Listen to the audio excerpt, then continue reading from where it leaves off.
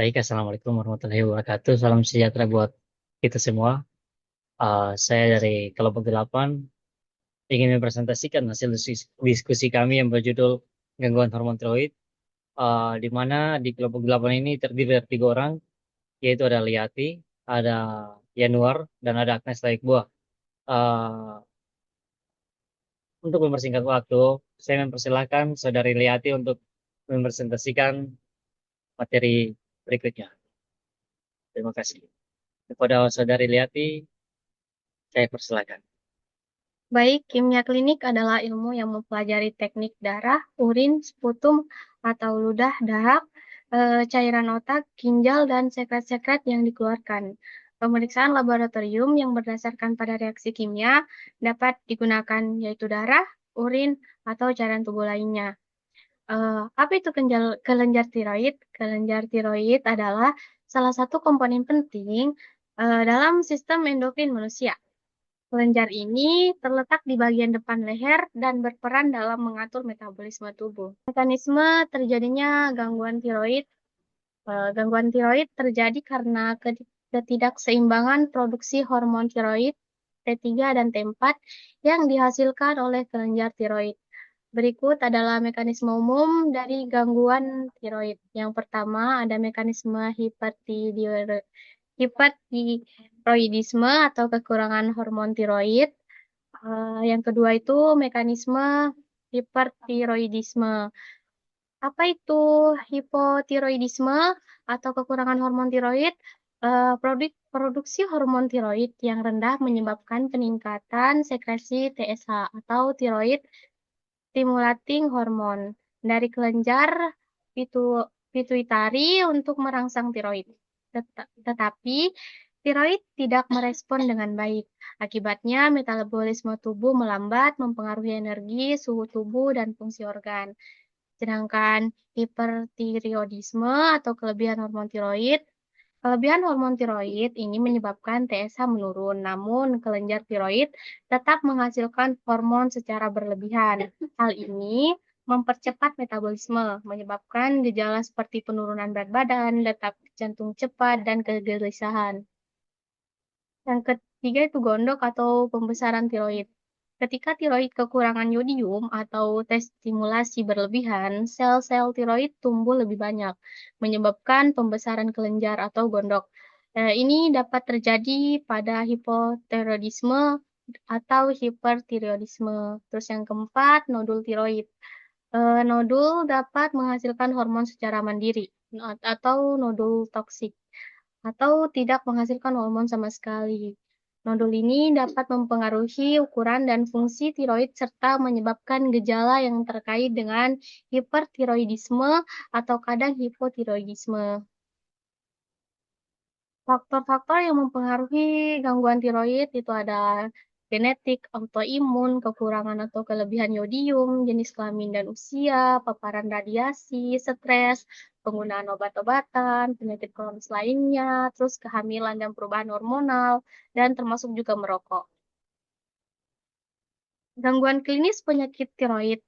Gangguan tiroid terjadi ketika kelenjar tiroid yang berfungsi menghasilkan hormon penting seperti tiroksin atau T4 dan triiodothyronin T3 mengalami disfungsi.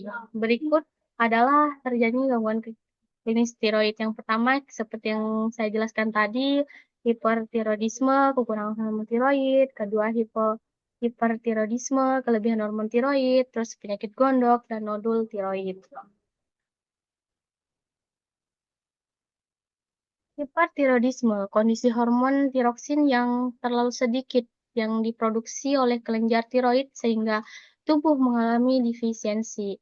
Kondisi hipotiroidisme lebih sering dialami oleh wanita, terutama lansia, dan memiliki gejala umum seperti sembelit, kulit kering, kelelahan, kenaikan berat badan tanpa sebab, serta lebih sensitif terhadap hawa dingin.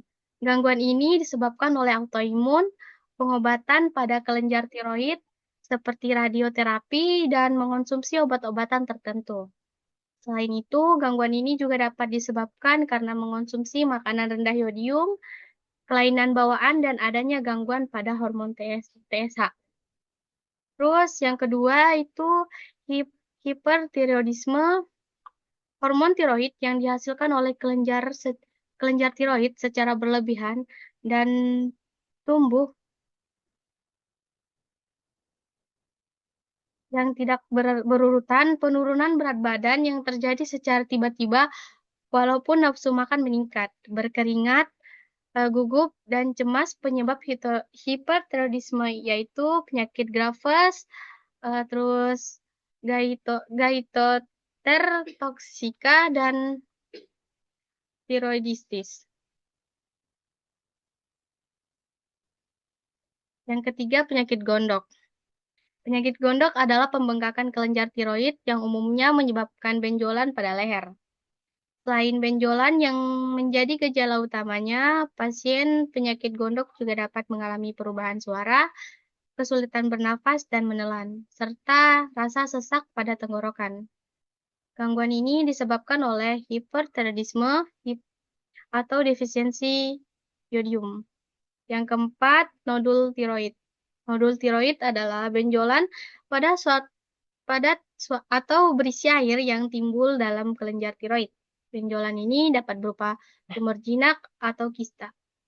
Nodul tiroid jarang menyebabkan gejala tertentu, sehingga umumnya hanya terdeteksi saat individu menjalani pemeriksaan kesehatan umum.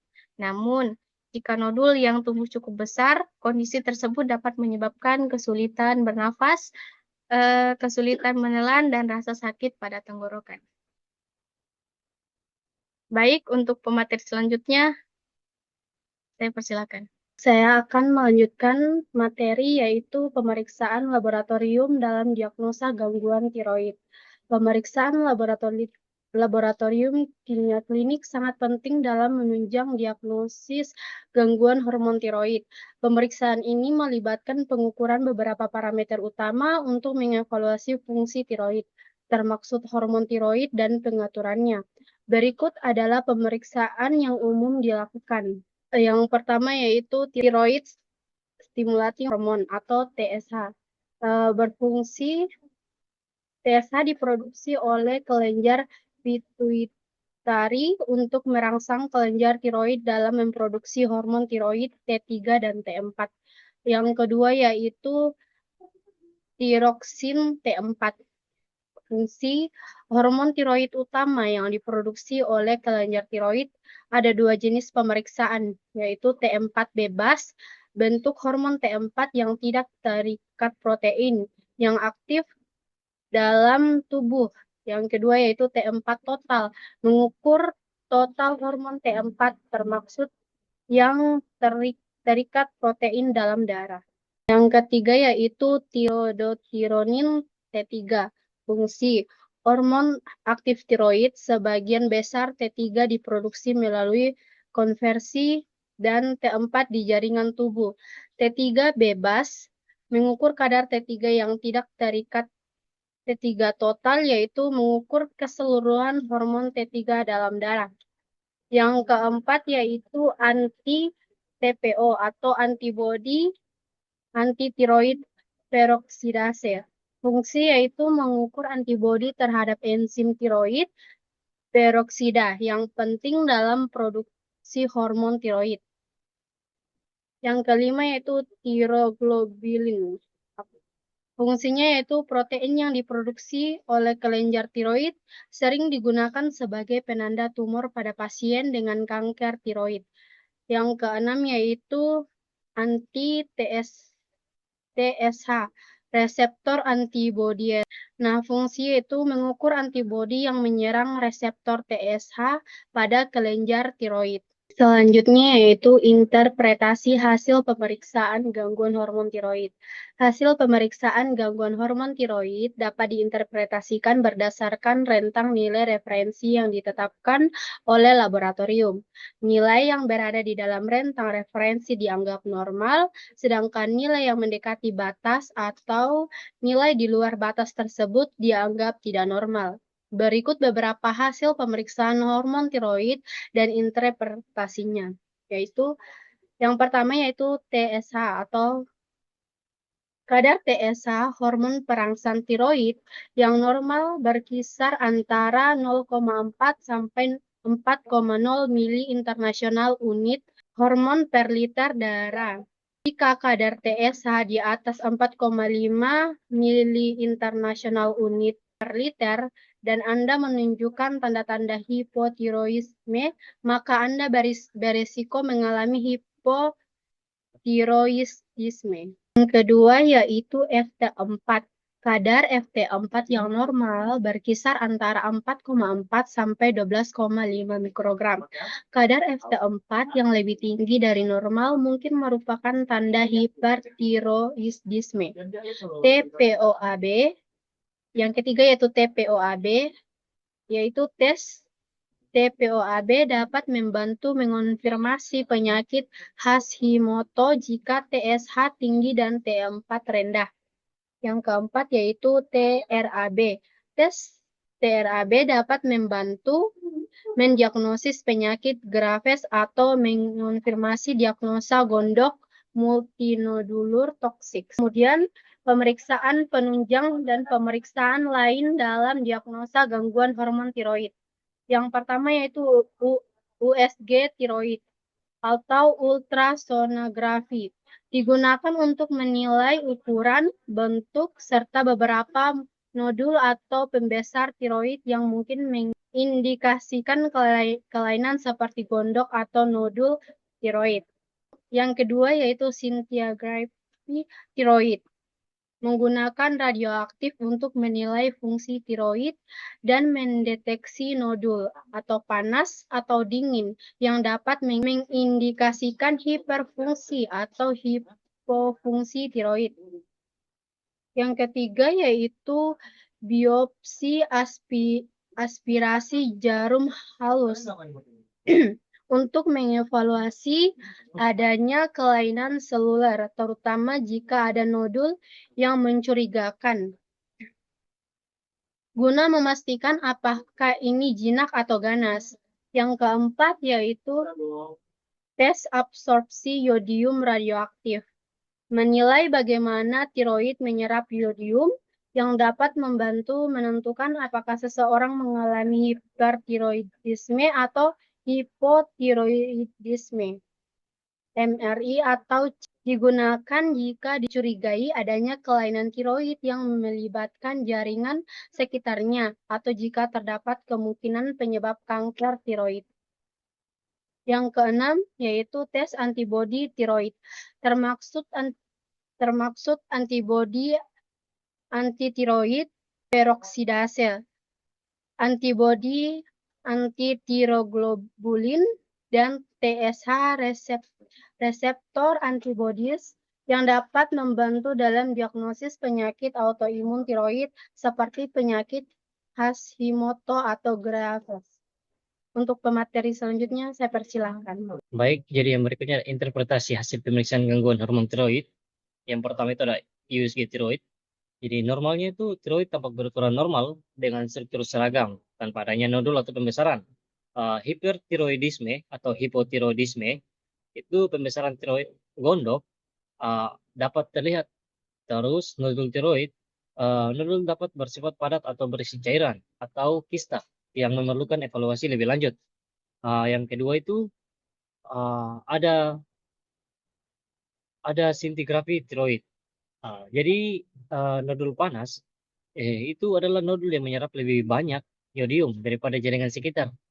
Biasanya tidak ganas, tetapi menunjukkan hiperfungsi atau hipertiroidisme. Nodul dingin atau nodul yang menyerap sedikit atau tidak menyerap yodium mungkin jinak atau ganas dan memerlukan biopsi untuk memastikan. Jadi yang ketiga itu ada biopsi aspirasi jarum halus atau FNAB. Normal atau bening itu tidak ditemukan sel-sel yang mencurigakan atau ganas, sehingga kemungkinan besar nodul itu jinak. Terus yang ganas itu ditemukan sel-sel ganas yang mengindikasikan kanker tiroid.